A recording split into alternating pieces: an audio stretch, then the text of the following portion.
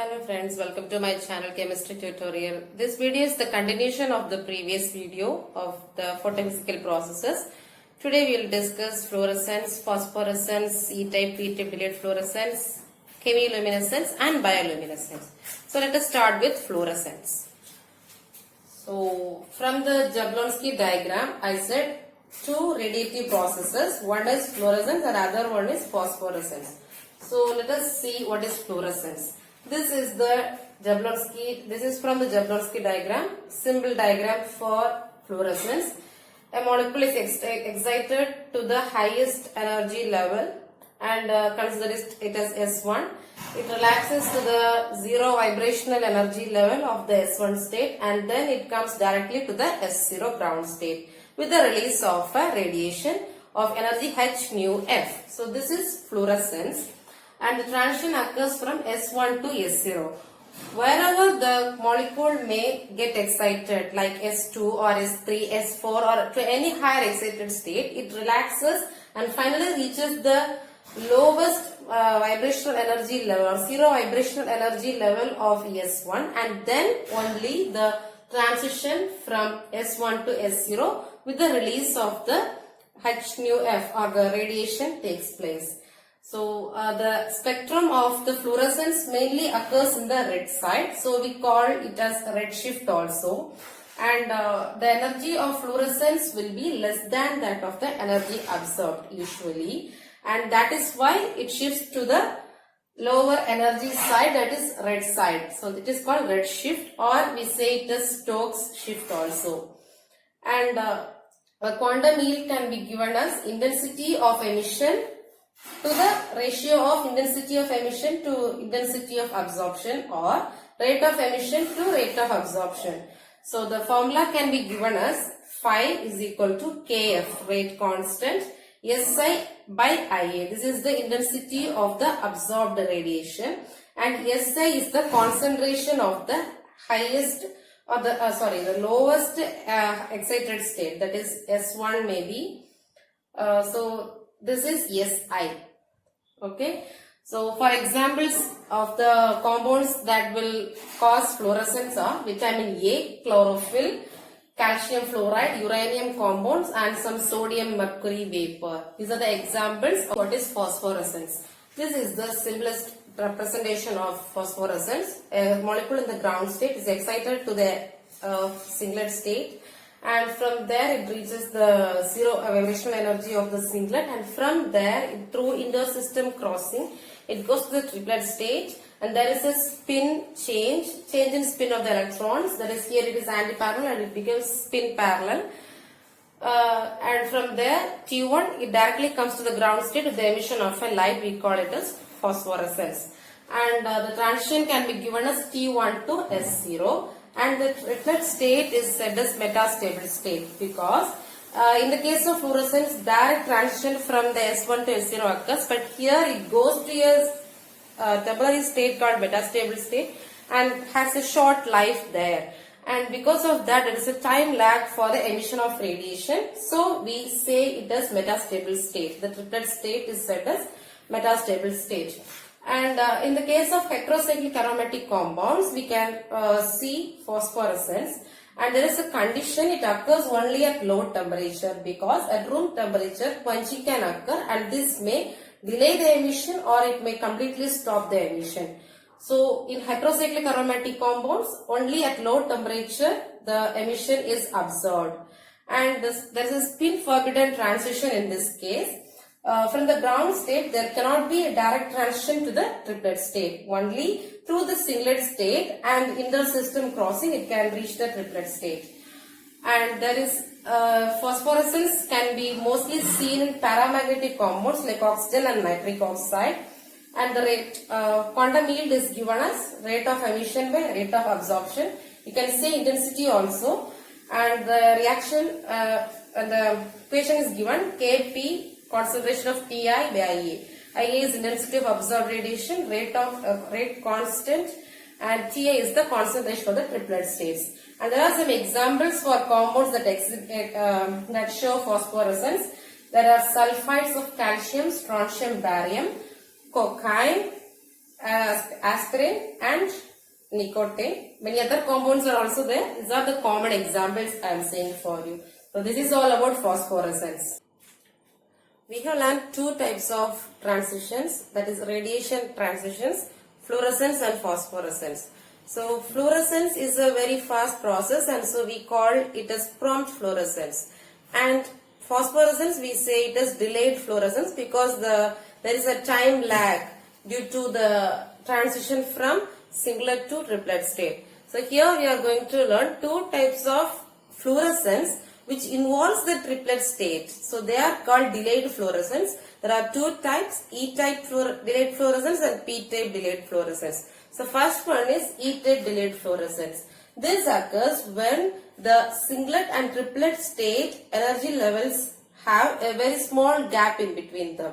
That is, the energy gap is small.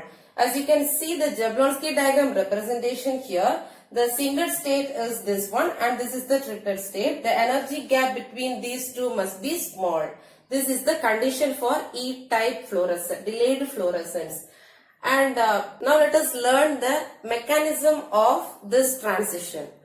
Okay, so a molecule from ground state is excited to the singlet state. Let us consider the molecule is excited to the first excited energy level. So it is at the top of the vibronic energy level. So S1V, and from there through internal conversion it goes to the zero vibrational energy S10, and from this there is a intersystem crossing to the triplet state, that is T1V, the highest vibrational energy level of the T1 state, and from there it relaxes to T10, that is the lowest vibrational energy level of the triplet state. And from this again there is a thermal excitation, that is it absorbs energy or heat energy from the surrounding, and from the lowest vibrational energy level it gets excited to the highest vibrational energy level T1V. So it came down from T1V to T10 and again it goes to T1V by absorbing energy, and then it goes to the singlet state, that is from triplet to singlet state, and from there it goes to the ground state S0 with the emission of a light. So it is called E-type delayed fluorescence. We represent as H mu ED. This is the thermal excitation of the triplet state. You can explain this with this reaction. In the triplet state, it absorbs energy, E means energy, and it goes to the singlet state. It goes to the singlet state as excited molecule, and from there it goes to the ground state as the ground state molecule A with the emission of a light, radiation.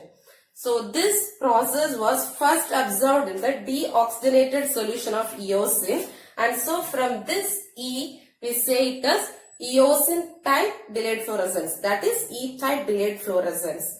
And it can also be observed in glycerol and also ethanol. This is E-type delayed fluorescence. Now we are moving on to the second type, P-type delayed fluorescence.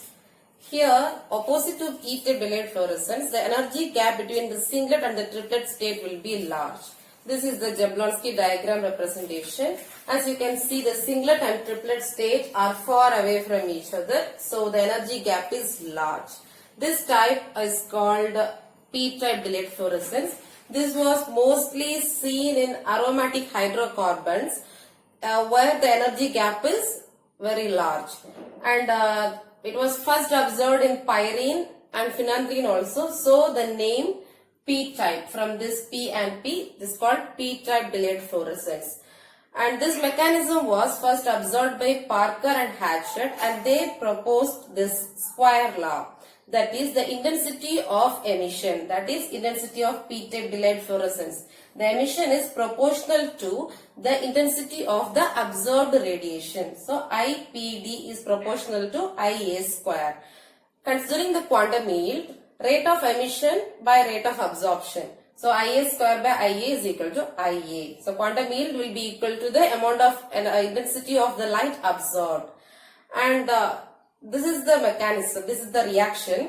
That is, we say it as triplet annihilation. So two molecules in the triplet state annihilate or combine to give one molecule to the excited state and another one to the ground state. This excited state molecule then undergoes transition to ground state along with the release of this radiation H nu PD. So this is the mechanism of p-type delayed fluorescence, and from this square law we can understand that there are two photons included. That is, if the emission is proportional to square of absorption, then there must be two photons absorbed in this case. So see, two triplet molecules should be combined for a particular reaction. So two photons must be absorbed in for a particular reaction to occur. So this we call as biphotonic. So this is what we say is biphotonic process. So this is same as a p-type delayed fluorescence. So this is the mechanism. These biphotonic processes are mainly observed if a compound is in a fluid state or in a vapor state.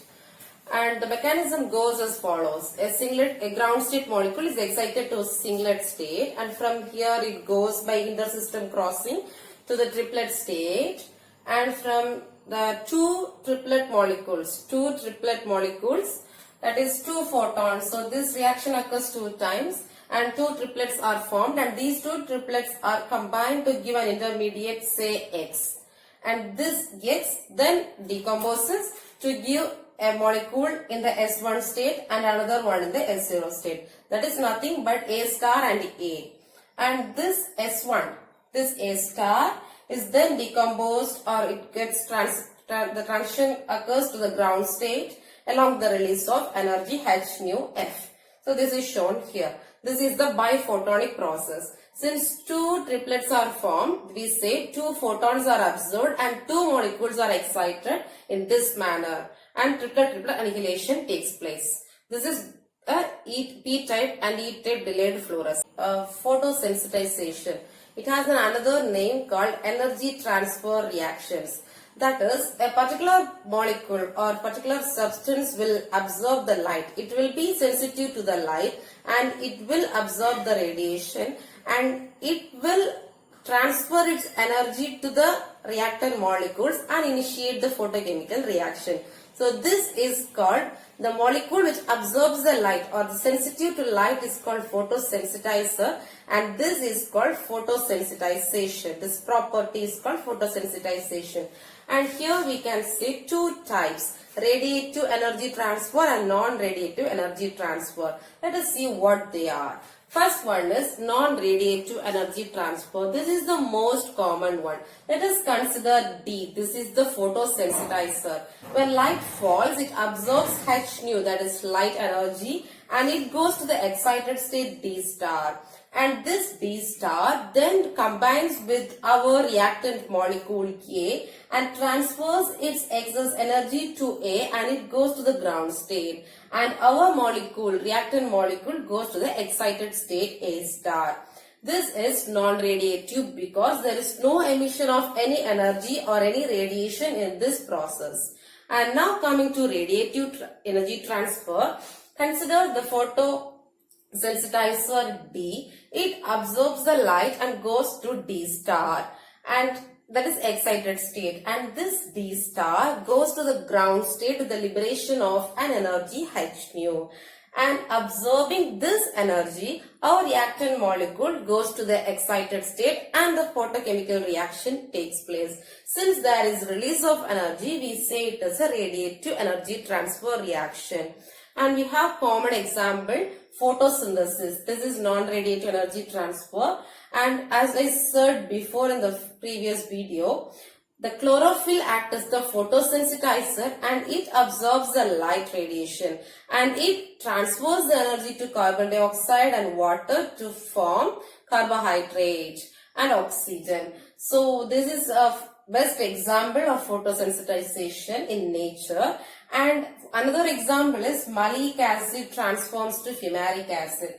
And the photosensitizer here is bromine. So bromine absorbs the energy H nu and it will transfer the energy to malic acid and it forms fumaric acid, and the reverse reaction can also take place. So this is called photosynthesis. So chemiluminescence is the production of light by chemical reaction.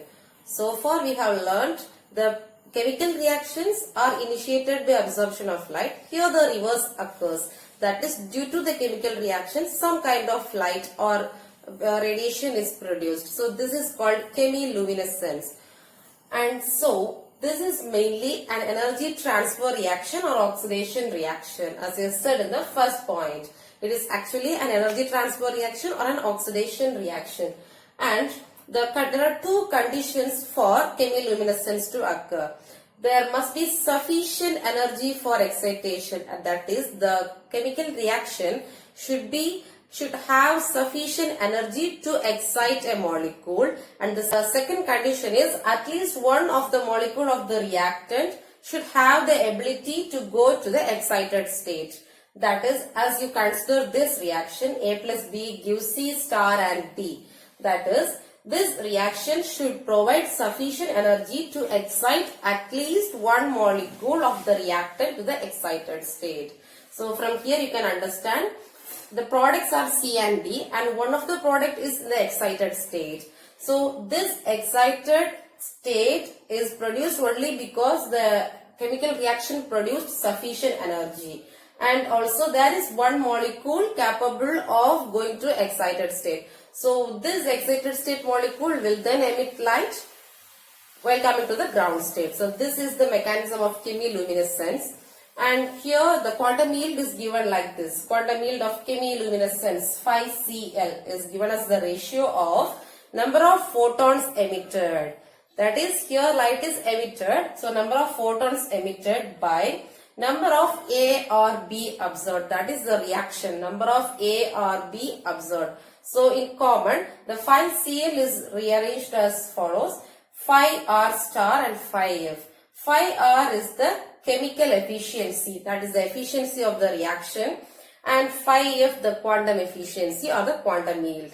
So it is a product of quantum yield and the chemical efficiency of the reaction. We are going to learn chemiluminescence with an example. So let us consider polycyclic aromatic hydrocarbon. So let us represent it as AR, aromatic.